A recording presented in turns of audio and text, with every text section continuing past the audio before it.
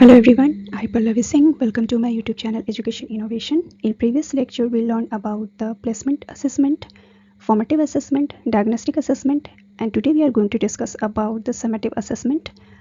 Today we are going to deal with meaning of summative assessment, how it works as a tool under assessment of learning, criteria and characteristic of excellent summative assessment, how it apply after end point of formative assessment, advantages and disadvantages of summative assessment, how to design summative assessment in plan. Summative assessment.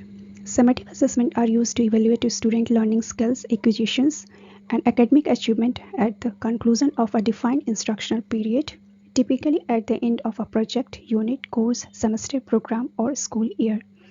Summative assessment mostly end of the session, end of the unit, any kind of project, semester और end of the school year apply किया जाता है.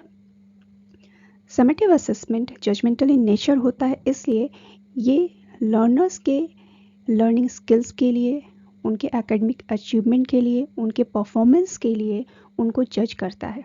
So basically summative assessment learners के overall development को evaluate करता है.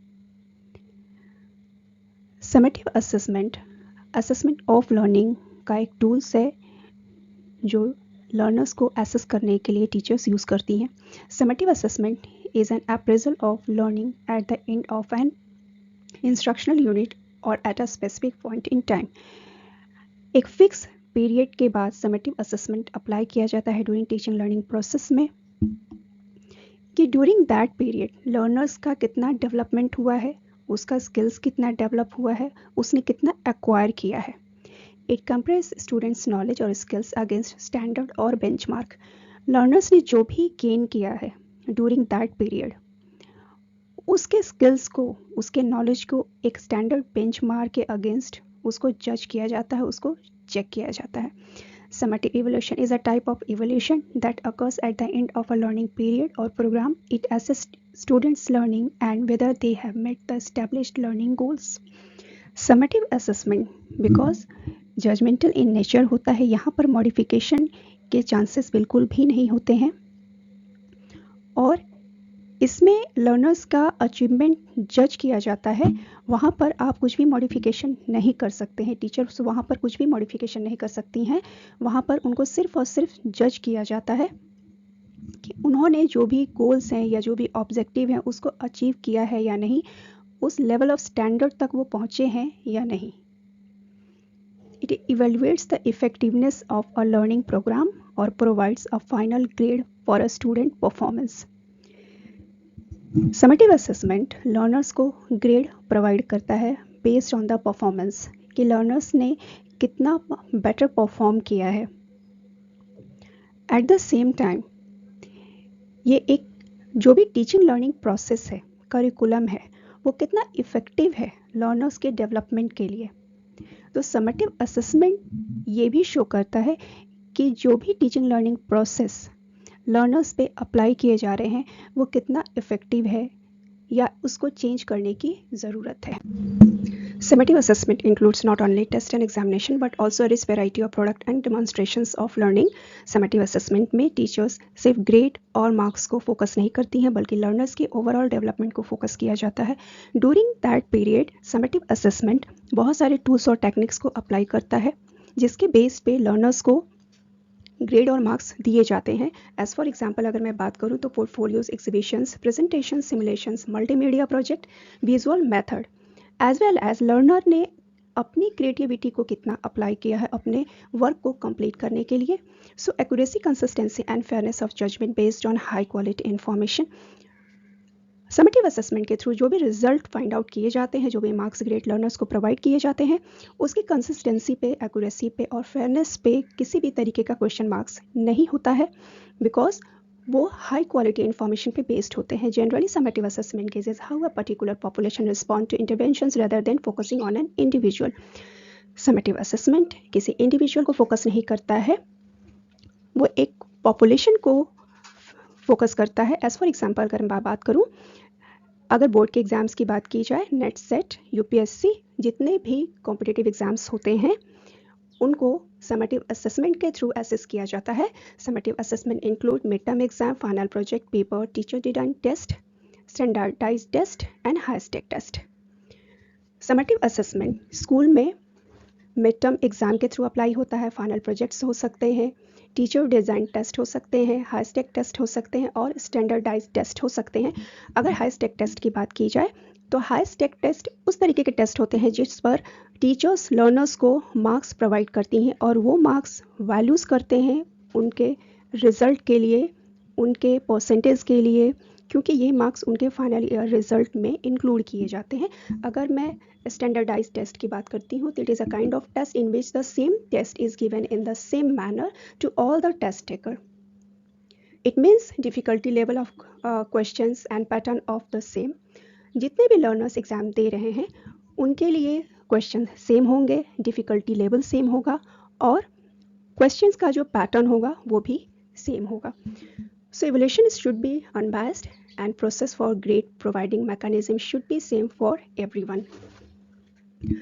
अगर मैं बात करूं कि समेटिव असेसमेंट में किसी भी तरीके की बायसनेस की पॉसिबिलिटी नहीं होती है, as a subset of summative assessment, standardized tests play a pivotal role in ensuring that schools are held to the same standard and that all students regardless of race or socio-economic background. यहाँ पर biasness की possibility नहीं होती है. इस बात से फ़र्क नहीं पड़ता है कि जो लर्नर्स है उसका सोशियो इकोनॉमिक बैकग्राउंड कैसा है, वो किस कल्चर से बिलोंग करता है या उसका लाइफस्टाइल क्या है. इन सारी चीज़ों का कोई भी इफ़ेक्ट इस इवोल्यूशन पे नहीं पड़ता है, इसलिए इसकी एक्यूरेसी पे कभी भी क्वेश्चन मार्क्स नहीं होते हैं. Standard test might be in various forms में हो सकते हैं. It might be written test हो सकते हैं, ओरल टेस्ट हो सकते हैं, प्रैक्टिकल स्किल्स हो सकते हैं, कोई भी परफॉर्मेंस हो सकता है.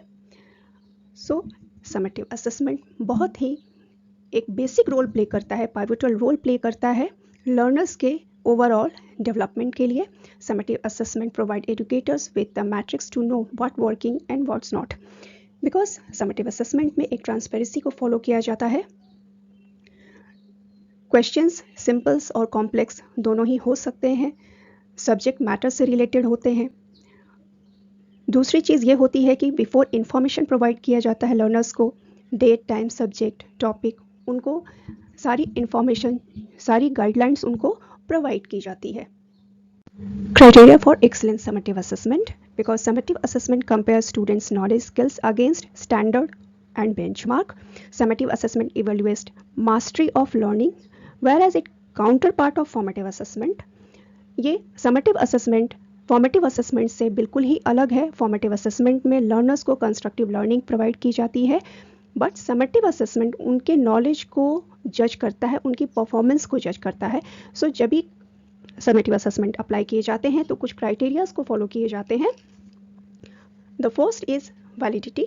सो validity is about making sure that we are using assessment to measure exactly what you want to measure. Teachers को ये पता होना चाहिए कि वो अपने लर्नर्स में क्या असेस चाहती हैं, उनको क्या असेस करना है, कौन सा लर्निंग आउटकम्स उनको फाइंड आउट करना है. सपोज अगर लर्नर्स के कॉन्फिडेंस को चेक करना है, उसके प्रोनाउंसिएशन को चेक करना है, उसकी फ्लुएंसी को चेक करना है, तो वो एक ओरल रिप्रेजेंटेशन अरेंज कर सकती हैं और थ्रू दैट मेथड वो उसके फ्लुएंसी को, कॉन्फिडेंस को जज कर सकती हैं.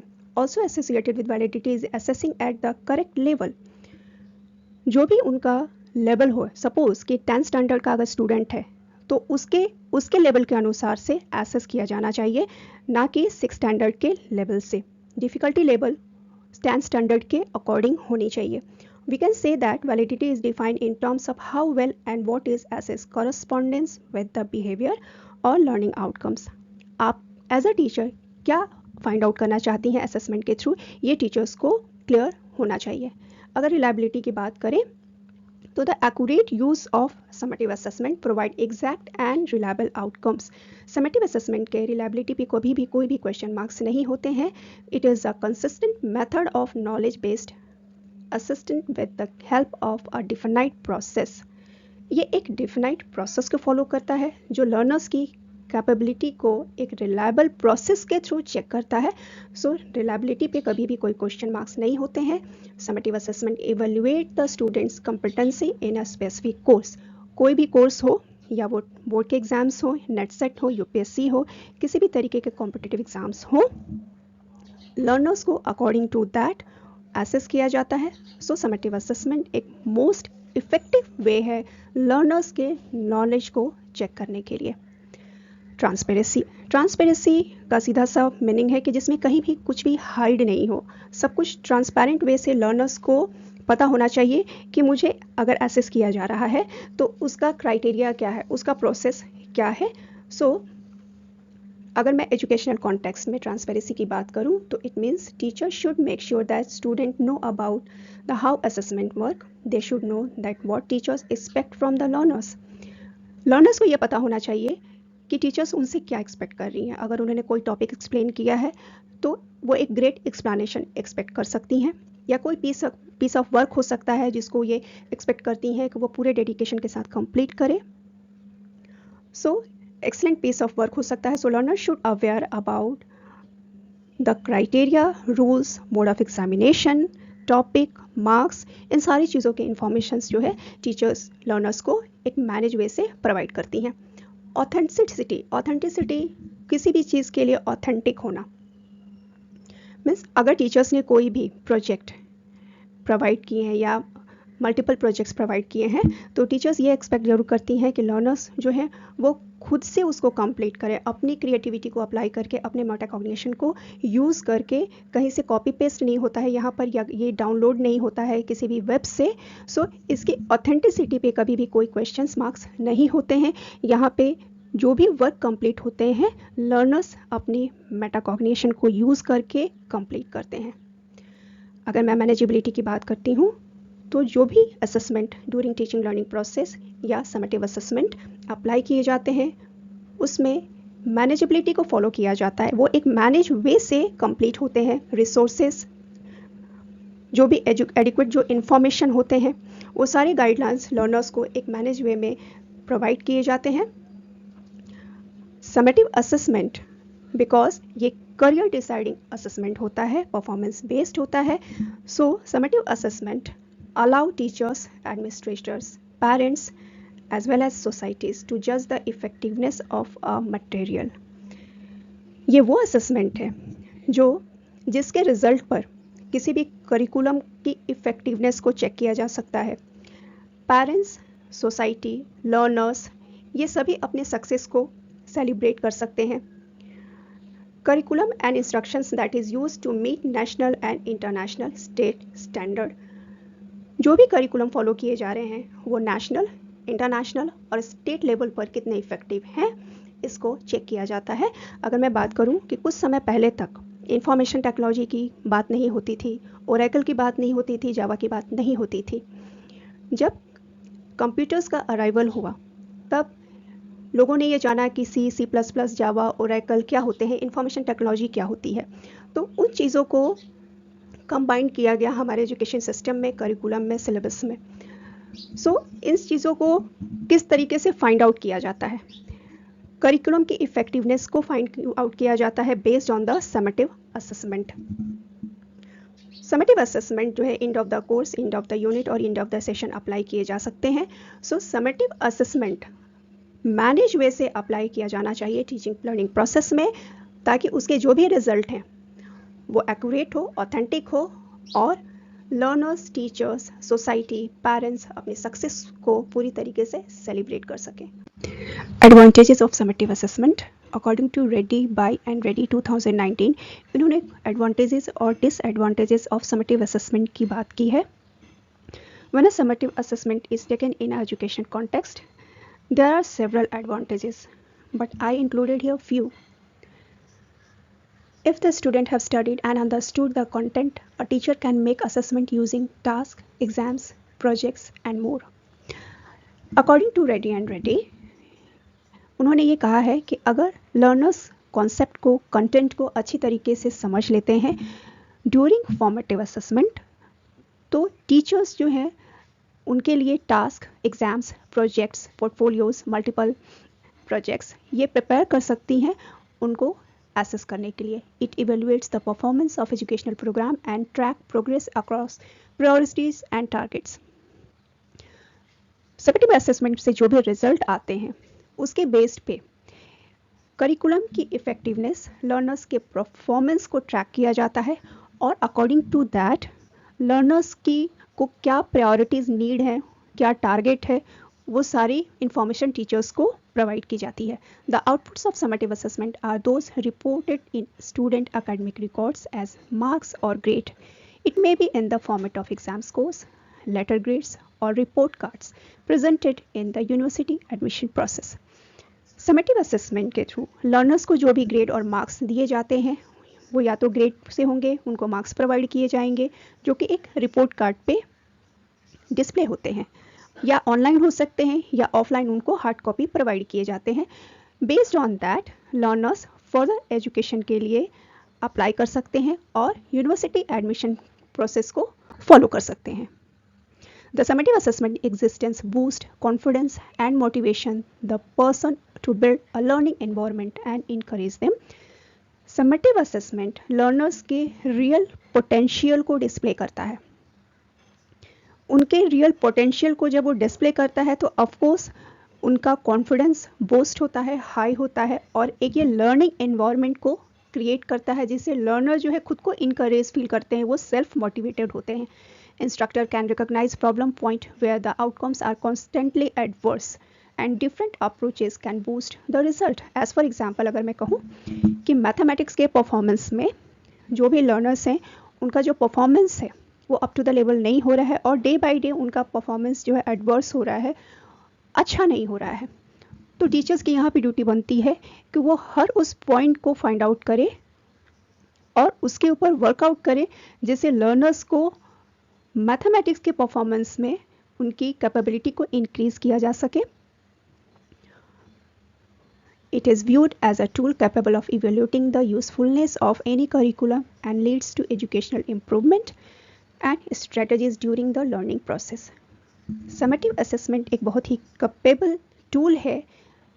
उसकी यूजफुलनेस आप इससे ही समझ सकते हैं कि वो किसी भी करिकुलम की इफेक्टिवनेस को मेज़र कर सकता है, एजुकेशनल इम्प्रूवमेंट में हेल्प करता है, टीचिंग लर्निंग प्रोसेस की स्ट्रेटजीज को ऑब्जर्व करता है और उसकी इफेक्टिवनेस को भी मेज़र करता है. So overall we can say that कि समेटिव असेसमेंट के बहुत सारे एडवांटेजेस हैं. Now we are talk about the disadvantages of summative assessment. Reddy and Reddy ने कुछ डिसएडवांटेजेस को बताया है. The first is the primary drawback of a summative assessment is that the learning process can be challenging because it concentrates on output after the exam. ये according to Reddy and Reddy ये एक drawback है summative assessment का कि इस पे output पर focus किया जाता है, ना कि लर्निंग मॉडिफिकेशन में या कंस्ट्रक्टिव लर्निंग में, बिकॉज यहाँ पर डायरेक्टली लर्नर्स को जज किया जाता है, उनकी परफॉर्मेंस को जज किया जाता है. Since it is a single exam, at the end of the whole school session, nearly all participants became nervous, noisy, and faced the summative assessment of anxiety and nervousness. So, Reddy and Reddy ने ऐसा माना है कि summative assessment के time पर जो learners हैं वो एंजाइटी फील करते हैं, नर्वसनेस फील करते हैं, बट ये ह्यूमन नेचर है. स्टिल जब कोई भी कॉम्पिटिटिव एग्ज़ाम फेस करते हैं तो थोड़ी सी नर्वसनेस सभी में होती है. In a summative assessment, nothing is done to identify obstacle or difficulties well in advance, and instructional problem may not be recognized until they become crucial. Summative assessment में इस तरीके की कोई भी फैसिलिटी नहीं है जो किसी भी ऑब्स्टेकल्स को और डिफ़िकल्टीज़ को फाइंड आउट कर सके. लर्नर्स को क्या डिफ़िकल्टीज़ हो रही है, बिकॉज ये जजमेंटल बेस्ड है. यहाँ पर लर्नर्स को जज किया जाता है, उनकी प्रॉब्लम्स को फाइंड आउट नहीं किया जाता है. So according to Reddy and Reddy उन्होंने इसको एक बहुत बड़ा ड्रॉबैक माना है, क्योंकि फॉर्मेटिव असेसमेंट में तो नॉलेज का कंस्ट्रक्शंस होता है, वहाँ पे डिफ़िकल्टीज़ को फाइंड आउट किया जाता है, ऑब्स्टिकल्स को फाइंड आउट किया जाता है, इनविजिबल बैरियर्स को फाइंड आउट किया जाता है.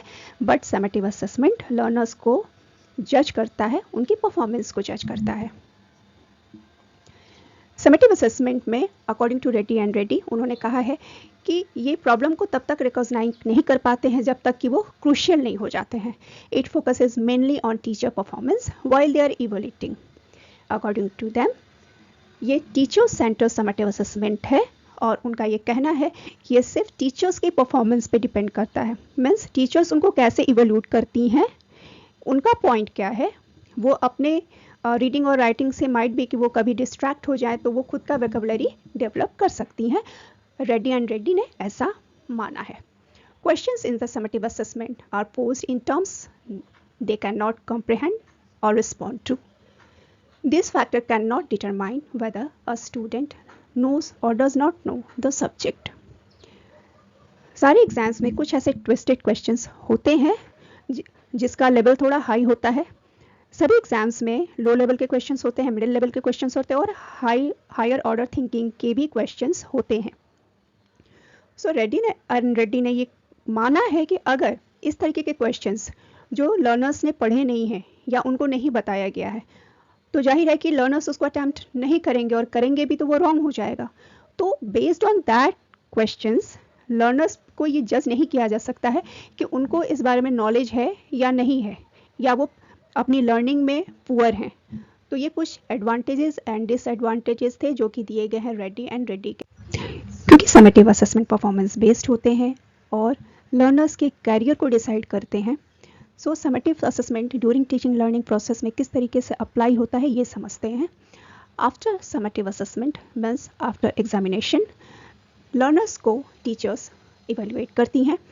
किस तरीके से इवेल्युएट करती हैं, उनके परफॉर्मेंस के बेस पे इवेल्युएट करती हैं.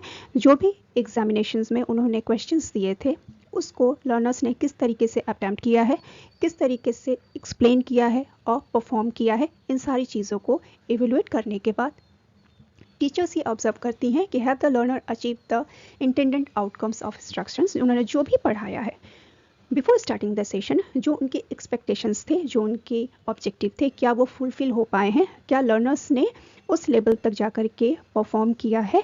इन सारी चीज़ों को इवेल्युएट करने के बाद टीचर्स ये देखती हैं कि अगर हाँ लर्नर्स ने बेटर परफॉर्म किया है तो टीचर्स उनको ग्रेड और सर्टिफिकेट प्रोवाइड करती हैं ताकि वो अपनी फर्दर लर्निंग की प्रोसेस को पूरा कर सकें.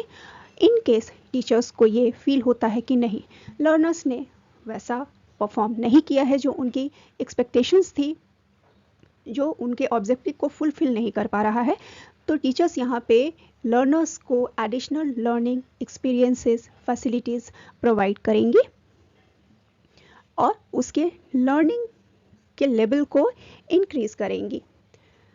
अगर मैं यहाँ पर बात करूँ कि समेटिव असेसमेंट किस तरीके से डिज़ाइन किया जाता है तो जो फर्स्ट स्टेप होगा टीचर्स का वो क्या होगा. She should start by identifying goals and objective. Teachers के ऑब्जेक्टिव क्या है और गोल्स क्या है, उनको क्या अचीव करना है after completing the unit session और course. After that determine the types of assessment to measure students achievement. As for example उनको कैसे असेस करना है, रिटन टेस्ट लेना है, ओरल लेना है या कोई प्रोजेक्ट देना है, इंडिविजुअल प्रोजेक्ट है या ग्रुप में उनको प्रोजेक्ट देना है. बेस्ड ऑन दैट वो एक क्वेश्चनर प्रिपेयर करती हैं. यहाँ पर सबसे ज़्यादा इंपॉर्टेंट चीज़ ये है कि transparency should be followed. It means student should aware about the date, time, topic, subject, mode of examination, time limit and marks. इन सारी चीज़ों की गाइडलाइंस जो है लर्नर्स को पता होनी चाहिए. Finally conduct the evaluation in the fair and unbiased manner. किसी भी तरीके के असेसमेंट में और इवैल्यूएशन में बायसनेस के लिए कोई भी जगह नहीं होती है. Most important resources and material should be equally accessible to all student. ऐसा नहीं होना चाहिए कि कुछ ही स्टूडेंट्स को वो फैसिलिटी मिली है और कुछ को वो चीज़ें नहीं मिली हैं, तो ये एक बायसनेस के रूप में इसको देखा जाता है. When a summative assessment is taken in education context, अगर मैं बात करूँ तो यहाँ पर टीचर्स लर्नर्स को इवेल्युएट करती हैं, उनके परफॉर्मेंस को जज करती हैं and based on that teachers उनको ग्रेड और मार्क्स प्रोवाइड करती हैं जो कि parents, learners, teachers as well as society सभी के द्वारा एक्सेप्ट किए जाते हैं. तो इस तरीके से असेसमेंट टीचिंग लर्निंग प्रोसेस में अप्लाई होता है. एवैल्यूएशन प्लान को टीचर्स प्रिपेयर करती हैं. यहाँ पर एक चीज़ है, हमेशा अपने माइंड में रखेंगे कि समेटिव असेसमेंट जो है वो परफॉर्मेंस बेस्ड होता है और जजमेंटल इन नेचर होता है। समेटिव असेसमेंट को अगर कंक्लूड करें तो summative assessment is an effective tool for measuring the effectiveness of teaching and learning practices, help to improve teachers teaching method and curriculum design. अगर डिज़ाइन के बारे में बोले, करिकुलम डिज़ाइन क्या होता है?